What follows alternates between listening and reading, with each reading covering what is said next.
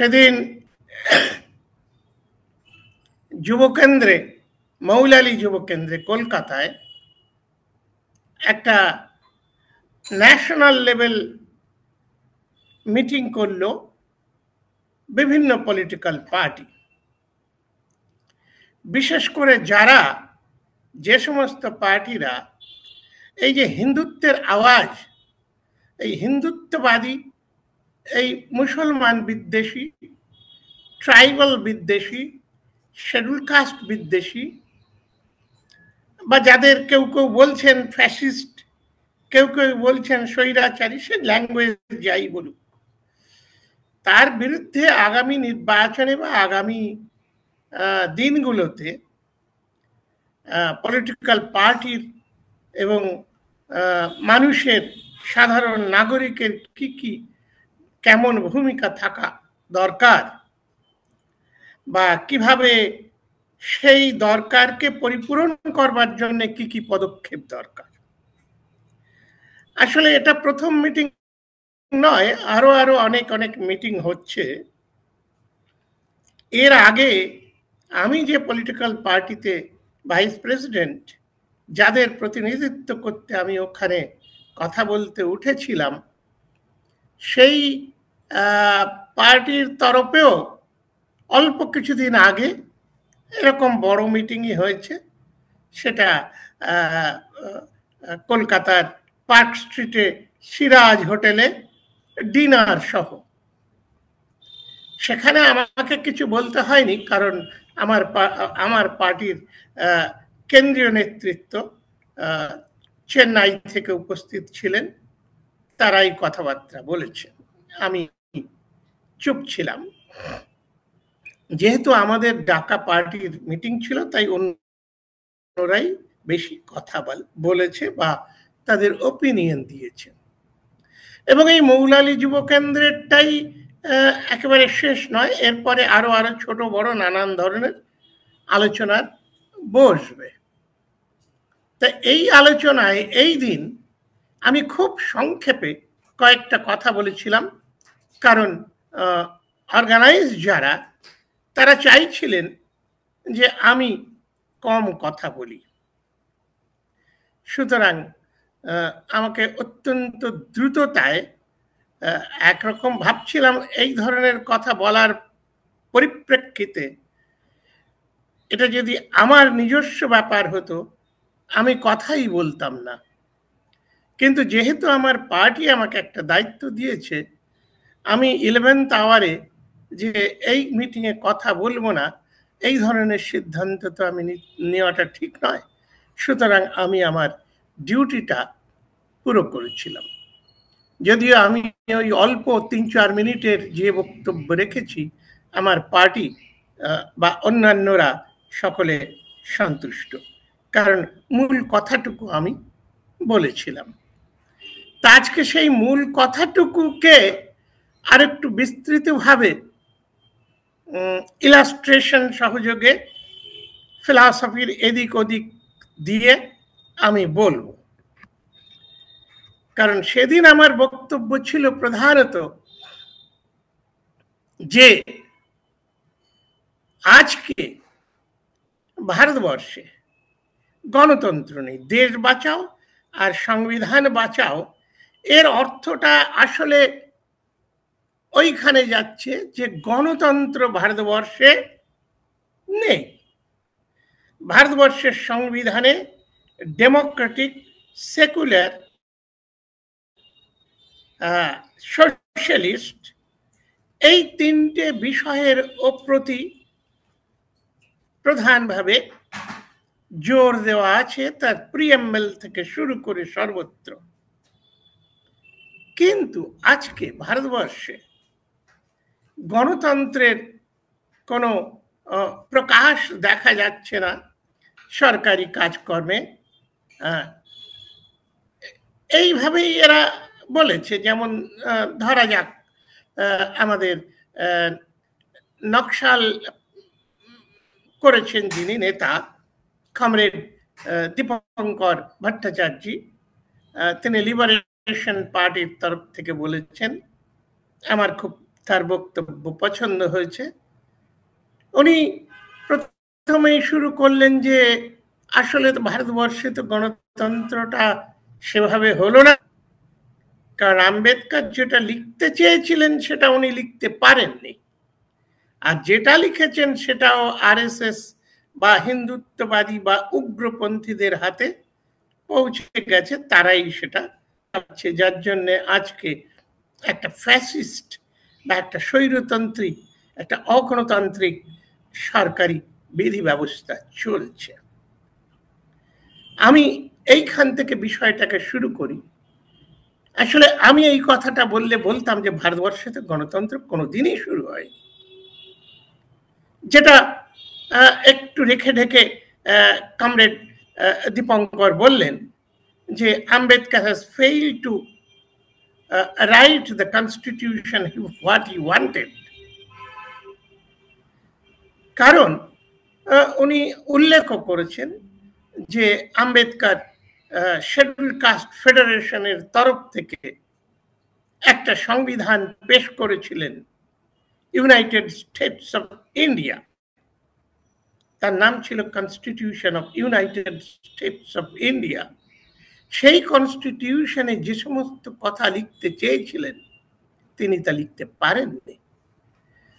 ঠিক বলেছেন, উনি আর বিস্তৃত বলেননি, আমি কিছু কিছু বিস্তৃত সে ব্যাপারেও বলবো।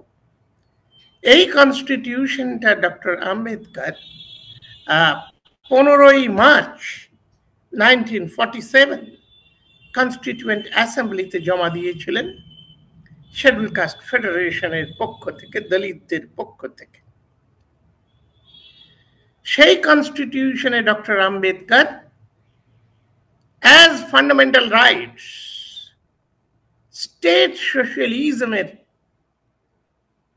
ধারাগুলোকে রেখেছিলেন, যাতে সমস্ত ইন্ডাস্ট্রি, সমস্ত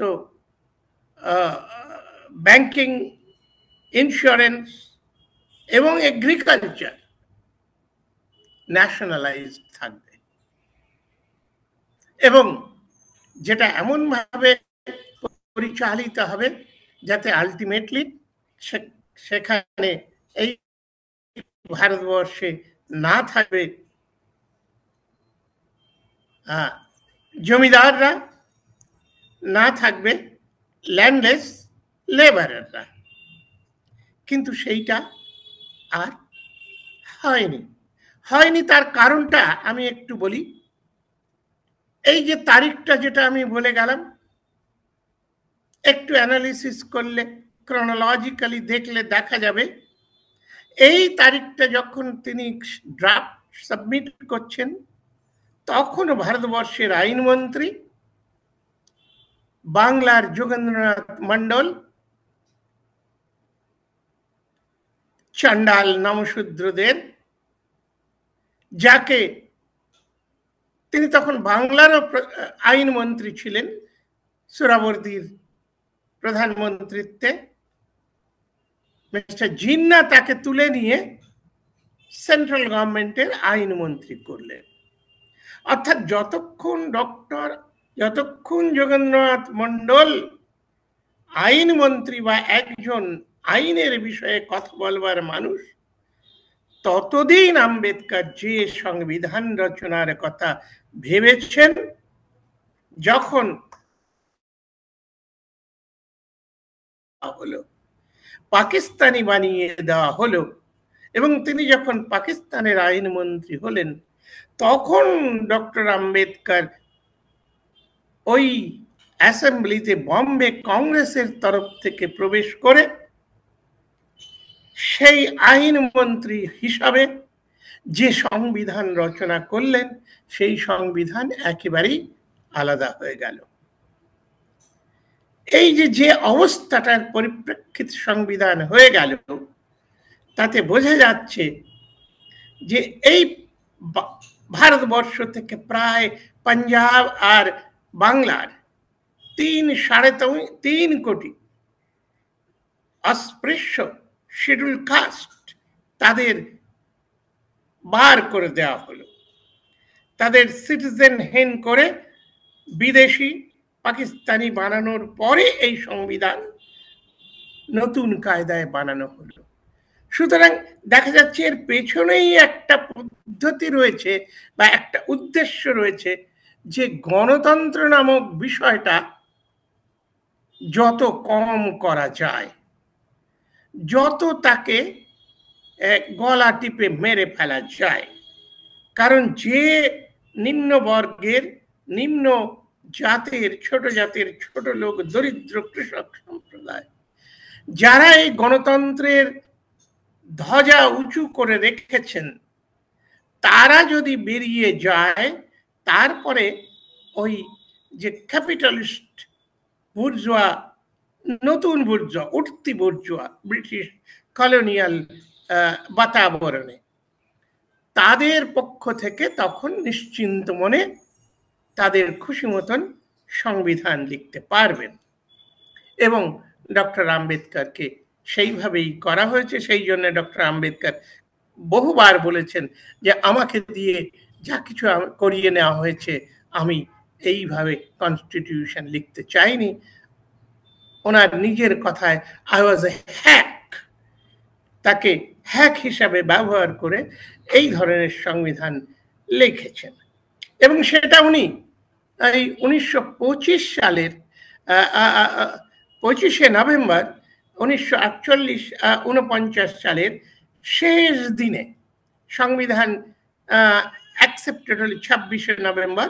25শে নভেম্বর ওনার লাস্ট যে প্রায় 1.5 ঘন্টার বক্তৃতা, তাতে উনি স্পষ্ট করে বললেন যে এই যে সোসাইটি, এই সোসাইটিতে আমি গণতন্ত্র দিতে পারিনি, আমরা ইকোনমি এবং সোশ্যাল দিক থেকে একেবারেই গণতন্ত্রের কিছু করতে পারিনি। শুধুমাত্র one man one vote one ভ্যালুর এই যে একটু পলিটিক্যাল ফ্রিডমটা আমরা আনতে পেরেছি। আরো কথা তিনি বলেছেন, সে ব্যাপারে আমি যাচ্ছি না, কারণ আমাদের বিচার্য বিষয় তো কনস্টিটিউশনটা নয়, আসলে তার এফেক্টে কি হচ্ছে। এবং এর পরেও মল্টরাজ আনন্দ যখন বললেন আপনি এই যে রাইট টু প্রপার্টি ফান্ডামেন্টাল করে দিলেন, এতে তো যারা ধনী, যারা প্রপার্টির মালিক, তারা আরো বড় বড় মালিক হবে। কিন্তু আপনি যাদের লোক, সেই অস্পৃশ্যরা তো তাদের তো ইনহেরিটেন্স নেই, তারা তো সেই যে গরিব থেকে গরিব হয়ে যাবে। এবং আম্বেদকর সেটা স্বীকার করলেন। ওই আলোচনায় স্বীকার করে উনি বললেন, হ্যাঁ, এই যে সংবিধানে আমরা সোশ্যালিজমের কথা বলেছি, ডেমোক্রেসির কথা বলেছি, সুতরাং এখানে যদি যে স্টেটের তরফ থেকে টেনেন্সি রাইটটা মানুষকে দেওয়া হতো, তাহলে এক ধরনের মুক্তি পাওয়া যেত। কিন্তু উনি বললেন পরিষ্কার, ওনার ল্যাঙ্গুয়েজটা হচ্ছে, so far untouchables and even many caste Hindus and Muslims do not have tenancy rights, এই যে এদেশে সেটা নেই। এবং যার ফলে কি হয়েছে, all these landless laborers are mere hands, অর্থাৎ একেবারে শ্রমিক, এই পরিয়ারি শ্রমিকে পরিণত হয়ে গেছে, এদের স্বাধীনতাটা আমি দিতে পারিনি। একথা মল্টরাজ আনন্দের কাছেও বলেছেন। এই কথাটাই সেদিন কমরেড দীপঙ্কর বলবার চেষ্টা করেছেন। আর সেটা গড়াতে গড়াতে আজকে যে সরকার বা আজকে যেভাবে গভর্নমেন্ট চলছে, শুধু ভারতবর্ষে নয়, সারা পৃথিবী জুড়ে যে একটা সাধারণ মানুষের জন্য হতাশাজনক একটা উত্তপ্ত পরিবেশের মধ্যে বিশ্বের মানুষেরা আজকে চলাফেরা করছে, সে কি যে তাকে বলবো, আমি এখনো নতুন ভাষাটা খুঁজে পাইনি। আরো ভাবলে হয়তো একটা ভাষা আমি তৈরি করতে পারবো, এখনো পারিনি। তো ও ফ্যাসিস্ট বলুন, ওটা তো পুরনো শব্দ, ও সব তো পুরনো হয়ে গেছে। কিন্তু আজকে যে একটা অদ্ভুত অবস্থা, যে যার জন্যে এখন জনগণ, সরকার সবাই শুধু কোর্টের দুয়ারে যাচ্ছে। ওই যারা উকিল, আমি যখন পলিটিক্যাল সায়েন্স অনার্স পড়ি স্কটিশ চার্চ কলেজে, আমাদের এক প্রফেসর কনস্টিটিউশন পড়াতে গিয়ে বলছিলেন, Indian constitution is the paradise of lawyers. তখন ভেবেছি কি করে হলো, লয়ারদের কি সুবিধা হলো কনস্টিটিউশনে। এখন বুঝতে পারছি এত মামলা মোকদ্দমা সরকারি বেসরকারি সব মিলে টিলে কোর্টে শেষ কথা, কোর্টে এদের সব শিশু ঠিকঠাক করছে। সে কথা সেদিন মৌলালী যুব কেন্দ্রে আলোচনা হয়েছে। আজকে এই অবস্থা, এখন এই অবস্থা, সে তো ওই আলোচনায় মিস্টার বরদারাজন ডিটেলস বলেছেন। শুধু তো বললে হবে না এই খুন করছে, এই মাটি হিন্দু, এই পাকিস্তান, এই লড়াইটা অন্য জায়গায় নেই, এই হিন্দুস্তান পাকিস্তান হয়ে গেছে। আমাদের কানাইয়া কুমার খুব বললেন যে মোদিজির খুন মে তো ব্লাড নেই ঘুম রায় হ্যাঁ, ও সিন্দুর ঘুম রায়। আর ওগুলো তো কতগুলো ঘটনা, যে যেভাবে সেগুলো ব্যাখ্যা করে আলোচনা করে করতেই পারে, কিন্তু আসল প্রবলেমটা হচ্ছে যে একেবারে দেশটা শাসন হচ্ছে অগণতান্ত্রিক উপায়। এমনকি ওই যে কানাইয়া কুমার যে কংগ্রেসের তরফ থেকে বলছিল, আমি তো মনে করি যে ওরে ভাই, কংগ্রেস বলো, কমিউনিস্ট বলো, বিএসপি বলো, আরএসপি বলো, সব তো হয়ে গেছে কি বলে হেরিডিটারি পার্টি। আজকে পার্লামেন্টে প্রায় 70% হচ্ছে বংশানুক্রমিক এমপি। রামবিলাস পাসওয়ানের ছেলে বড় এমপি, মিস্টার পি এ সাংমার মেয়ে বড় এমপি, পার্টির কর্তা। এইভাবে রাহুল গান্ধী বা যাকে যাকে ধরা যাবে, যে এ তো সাধারণ মানুষ আজকে নির্বাচনে যে খরচ সেভাবে সে যেতেই পারে না, এরকম একটা অবস্থা হয়েছে। আমরা ছোটবেলায় দেখেছি কত, মিহির সেনকে দেখেছি, বেশি ধনী নয়, সাধারণ সুইমার, তিনি ইন্ডিপেন্ডেন্ট কন্টেস্ট করছেন। যোগেন মন্ডল ইত্যাদিরা ইন্ডিপেন্ডেন্ট কন্টেস্ট করছে। আজকে সেই অবস্থাটা নেই, সেই গণতান্ত্রিক সুবিধাটা আদায় করবার বা উপলব্ধ করবার অবস্থায় আমরা নেই। তো এই যে নানান দিক থেকে যেদিকে তাকাবো, তারপরে রিপ্রেজেন্টেশন, গণতন্ত্র হচ্ছে রিপ্রেজেন্টেশনের একটা স্ট্রাকচার।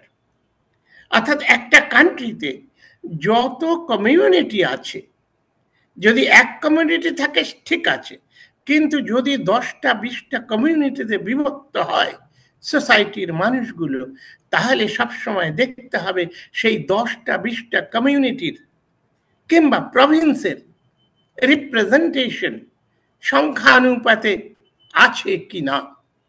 সেই জন্য মান্যবর কাশিরামের স্লোগানই ছিল, जिसकी जितना সংখ্যা ভারী उसकी उतना ভাগীদারি। সেই যে ভাগীদারির ভিত্তিতে, সংখ্যানুপাতিক ভাগীদারির ভিত্তিতে যে সরকার পরিচালিত হবে, সরকার গঠিত হবে, এই ভাগীদারির ভিত্তিতে সরকার গঠিত হবার সূত্রপাত করেছিল ব্রিটিশরা, কলোনিয়াল ব্রিটিশরা, এবং সেই সুযোগে এই আন্দোলন চালিয়েছিলেন প্রথম গুরুচাঁদ ঠাকুর 1885 থেকে 1937 পর্যন্ত। তো এই যে ভাগীদারি, সেই ভাগীদারি আজকে নেই। ওই দিন মৌলালীর কনফারেন্সে কেউ বলছিলেন, একদিন মুসলমানের একটা রিপ্রেজেন্টেশন পার্লামেন্টে ছিল, আজকে পার্লামেন্টে প্রায় নেই। সরকার পক্ষে তো মুসলমান মন্ত্রী একেবারেই নেই। তারপরে শেডুল কাস্ট, শেডুল ট্রাইব, তাদের ইন্ডিপেন্ডেন্ট অস্তিত্ব নেই। তারা চামচা হিসাবে প্রতিটি পার্টির, কেউ সিপিএম এর, কেউ কংগ্রেসের, কেউ বিজেপির, কেউ আরএসপির মেম্বার বা নেতা হয়ে পেছনে পেছনে হাত তুলে বেড়াচ্ছে। সুতরাং গণতন্ত্রের এই যে একটা দুর্দিন, এই যে যে একটা দুরবস্থা, যেটা ডক্টর আম্বেদকর বলেছিলেন যে এই যে যে সিস্টেম, এতে হেরিডিটারি রুলিং ক্লাস রাজত্ব করছে না। সেটা ওই 25শে নভেম্বরও এই কথা বলেছেন যে ওই যে রুলিং ক্লাস যারা এতদিন ধরে করছিল তারাই রাজত্ব করছে। এখন যারা হেরিডিটারি সাবজেক্ট ক্লাস তারাও রুল করতে চায়। এবং সেদিন ওই কনস্টিটিউয়েন্ট অ্যাসেম্বলিতে উনি বলেছিলেন যে আমি এই আগস্ট বডির সামনে আবেদন করব, তোমরা রাস্তা খুলে দাও যাতে ওরাও রাজত্ব করবার সুযোগ পায়। এবং রাজত্ব মানে কি? Not of the party, not of the people, it should be by the people. ওই যে প্রতিটি কমিউনিটির বাই দ্য পিপল, তারা এসে তাদের দ্বারা সরকার পরিচালিত হবে, তাদের দ্বারা সরকার গঠিত হবে, নট অ্যাজ দ্য চামচা of particular ruling class party. কিন্তু আজকে ভারতবর্ষে সেই অবস্থাটা চলছে, গণতন্ত্র নেই। তা এখন এই যে গণতন্ত্র নেই, এইটা করতে গেলে কেন নেই এই কথাটা যা কেউ বলেনি, আমি ওই দিনের মিটিংয়ে সেটা বলতে চেয়েছি, বা একেবারে সিনপসিস করে সেই কথাটা বলেছি যে ভাই, আমাদের দেশে এই যে মাইনরিটি পার্টিরা রাজত্ব করছে, 30-35% বেশি ভোট তাদের হাতে, তাদের বাক্সে পড়েনি, অথচ তারা রাজত্বটা করছে। আর যারা 65% ভোট পেয়েছে, 60%-এর ওপরে ভোট পেয়েছে, তারা অপোজিশনে বসে আছে। এবং এটা কেন হয়েছে? তার কারণ হয়েছে, আমি সেদিন বললাম যে মার্কসও বলেছেন ভারতবর্ষের সমাজটাকে চিনতে পেরেছে। আমি তো সোশ্যাল ডেমোক্রেটিক পার্টির ভাইস প্রেসিডেন্ট, তা আমার এই সোশ্যাল অবজেক্টিভ থেকে যে কথা এসেছে, মার্কস বলছেন যে এই ভারতবর্ষের সমাজটা caste and caste, tribes and tribes, communities and কমিউনিটিসে বিভক্ত। এখন এই বিভক্ত হওয়ার ফলে কি হয়েছে? এরা দলিত হিসাবে বহুজন হয়েও পদদলিত হয়ে রয়েছে, ভিখারি হয়ে রয়েছে, হেরিডিটারি স্লেভ বা সাবজেক্ট ক্লাস হয়ে রয়েছে। কাশিরামজির কথায় victims of the society or system হয়ে রয়েছে। এখন এই ভিকটিম যারা হয়ে রয়েছে, তাদের ভিকটিম কি করে করা হয়েছে, যেটা মার্কসও এক্সপ্লেন করেছেন, যে এই শ্রমিক শ্রেণীকে, গোলাম শ্রেণীকে টুকরো টুকরো টুকরো টুকরো টুকরো করে ভাগে ভাগে বিভক্ত করে রেখেছে, একের সঙ্গে একের কোন রকম সংযোগ হতে দেয়নি। কাস্ট সিস্টেম শুধু সংযোগ বিচ্ছিন্ন করে টুকরো করেছে তাই নয়, ডাউনওয়ার্ডস ঘৃণার একটা সিস্টেম তৈরি করে রেখেছে, যার জন্য এরা কখনো ঐক্যবদ্ধভাবে ওই 1, 2, 4, 5% শাসক গোষ্ঠীর বিরুদ্ধে নিজেদের স্বাধীনতার বা আত্ম অভিমানী সম্মানের সঙ্গে মাথা উঁচু করে নাগরিক হিসাবেও বাঁচতে পারেনি। কিন্তু আজকে কাশিরামজি কাস্ট সিস্টেমের প্রায় দফা রফা করে গেছেন বহুজন কনসেপ্ট, বহুজন সমাজ তৈরির ডাক দিয়ে, যে জাতি তোড়ো সমাজ জোড়ো। এখন এই কাস্ট সিস্টেম ধীরে ধীরে যখন দুর্বল হতে শুরু করেছে, এই গণতন্ত্রের রাজত্বে সেই যে মুষ্টিমেয় 2%, 5%টা যারা শাসক শ্রেণী ছিল, হেরিডিটারি রুলিং ক্লাস, তারা এখনো রাজত্ব চালাচ্ছে, আজও রাজত্ব চালাচ্ছে। কি করে রাজত্ব চালাচ্ছে? আজকে ভয়ঙ্কর ভাবে পলিটিক্যাল পার্টিগুলোই এই বিপুল বহুজন সমাজকে টুকরো টুকরো করে রেখেছে। আজকে ন্যাশনাল পার্টি কটা? 6টা ন্যাশনাল পার্টি। তার মধ্যে একটা দলিতদের পার্টিকেও ধরা হয়, যেটা কাশিরাম প্রতিষ্ঠা করেছিলেন, সেটা আজকে দলিতদের জন্য কাজ করুক কি না করুক কথা নয়, একটা দলিতদের পার্টিও আছে ন্যাশনাল পার্টির মধ্যে। আর স্টেট লেভেলে পার্টি আছে 58টা। আর আনরেকগনাইজড যারা ওই পার্টিকুলার এগুলো ফুলফিল করতে পারে না, কিন্তু registered with the approved with the নির্বাচন কমিশন, সেরকম পার্টি লেটেস্ট যে ইনফরমেশন পাওয়া যায় তাতে পাওয়া যায় 2763। আসলে তার থেকেও বেশি আরো আছে ছোট ছোট ছোট ছোট পলিটিক্যাল পার্টি, দলিতদের অসংখ্য। আজকে বামুনরা ঐক্যবদ্ধ কাস্ট নয়, তাদের মধ্যে সিপিএম আছে, কংগ্রেস আছে, তৃণমূল আছে, বিজেপি আছে, ইত্যাদি ইত্যাদি।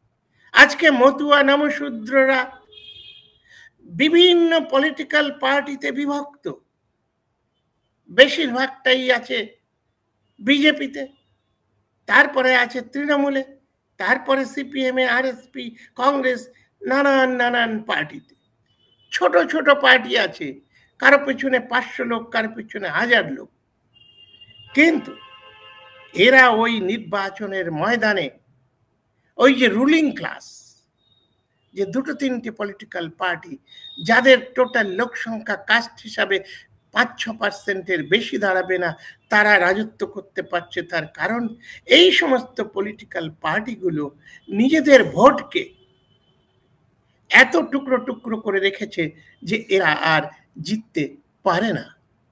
সুতরাং ওই দিন এর থেকে যদি বাঁচতে হয়, যদিও এর আমি যা বলবো তার বিরুদ্ধে বহু যুক্তি আছে, আমি তো বলবো যে এবারে কাস্ট এনিহিলেশন যেটা ডক্টর আম্বেদকর বলেছিলেন, সেটা বড় আর ইম্পর্টেন্ট ব্যাপার নেই। এখন ইম্পর্টেন্ট ব্যাপার হচ্ছে পলিটিক্যাল পার্টি এনিহিলেট করো, সেটা তো বলা যাবে না, but অ্যামালগেমেট political parties.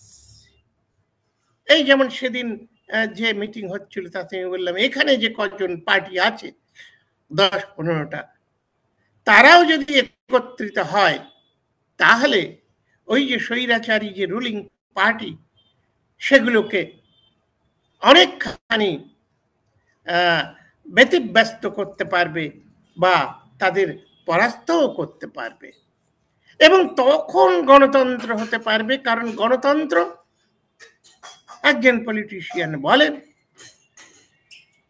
it is a government where the ruling class fails to capture power. গণতন্ত্র হচ্ছে সেই গভর্নমেন্ট যেখানে রুলিং ক্লাস পাওয়ার ক্যাপচার করতে পারবে না। তাহলে এই যে পাওয়ার ক্যাপচার করার থেকে তাদের সরিয়ে দেওয়ার জন্য এই যে অ্যামালগামেশন অফ পলিটিক্যাল পার্টিস, সেটা খুব দরকার। কিন্তু তাই বলে এটা বলা যাবে না যে পলিটিক্যাল পার্টি গণতান্ত্রিক রাজত্বে তাদের এনিহিলেট করে দিতে হবে, যে 10টার বেশি পলিটিক্যাল পার্টি হবে না, 20টার বেশি পলিটিক্যাল পার্টি হবে না। কিন্তু at the same time political parties, এটা তো চলতে পারে না।